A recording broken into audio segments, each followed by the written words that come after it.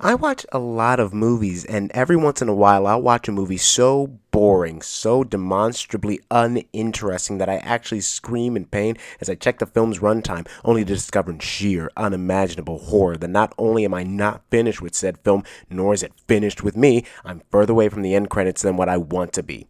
Christian Mingle is one such movie, so bland in taste and quality that the closest living relative on the tree of life is a tall glass of room temperature milk with a side of 2 slices of Wonder Bread.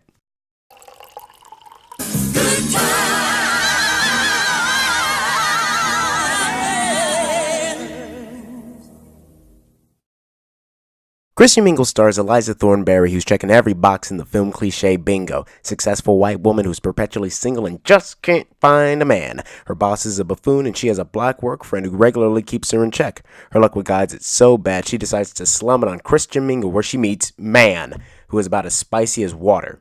But uh-oh, gang, Eliza's not really a devout Christian. Womp womp. You're not Christian? When is the last time you stepped into a church? Last month. You went to church last month. Okay, so it was a wedding. And that's the crux of the movie. Eliza pretends to be Christian in order to get in good with Man, and wacky hijinks ensue. There's also a subplot about hair growth for men, but that's so unimportant that it barely registers as a subplot. Eliza just says she doesn't want to do it anymore, and that's the end of that shit.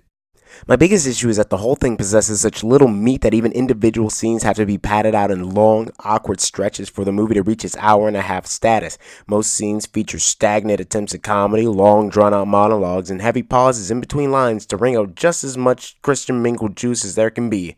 And boy howdy, do they wring this thing out for all it's worth. Which, spoilers, isn't much. I don't know. Maybe I should start with that, or...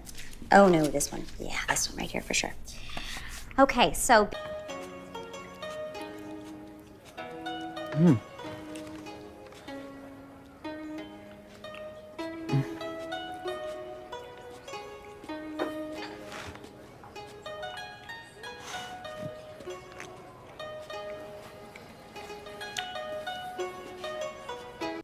Nothing's there. There's nothing to really hang the movie on, nothing to identify with. We as an audience are supposed to identify with Eliza as she journeys on the path towards Jesus, and get this, the path does not actually start until the last 25 minutes of the movie.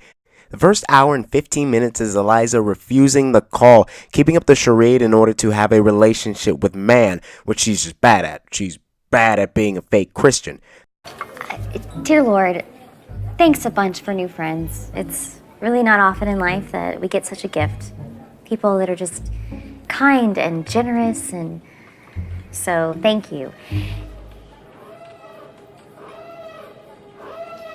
And for this food, golly, I mean, steak and cake. It's kind of hard to know which to eat first, but I guess it's all going to the same place.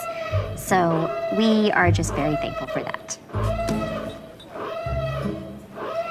And we thank you for the abundantness of all of it. There's just so much.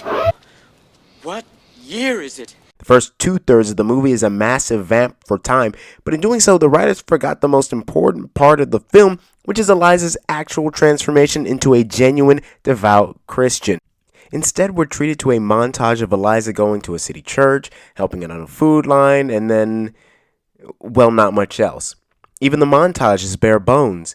Ultimately, Eliza does the whitest thing ever, which is to go to an Arrested Development set to teach Mexican kids English. I guess teaching ethnic kids English is about the most Christian thing that you can do. Es necesario que vaya a la iglesia, ahorita. English, please, Eduardo, and slow down, por favor.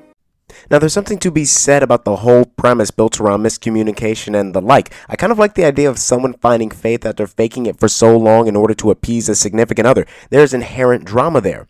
But the movie doesn't know how to explore it in any meaningful way. By the end of the movie, I wasn't even sure what the actual message was.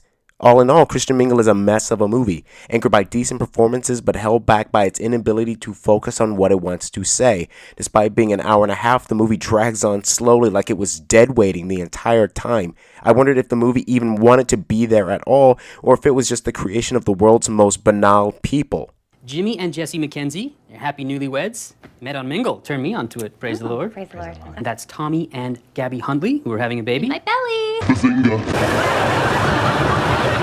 Praise the Lord. Indeed.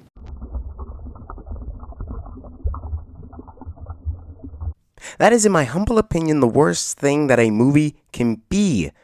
Boring. If this movie were called anything other than Christian Mingle, I doubt I would have been curious enough to even watch the opening, as there's nothing of value here, good or bad.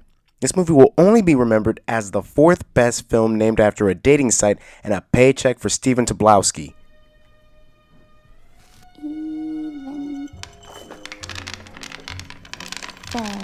better. Bazinga.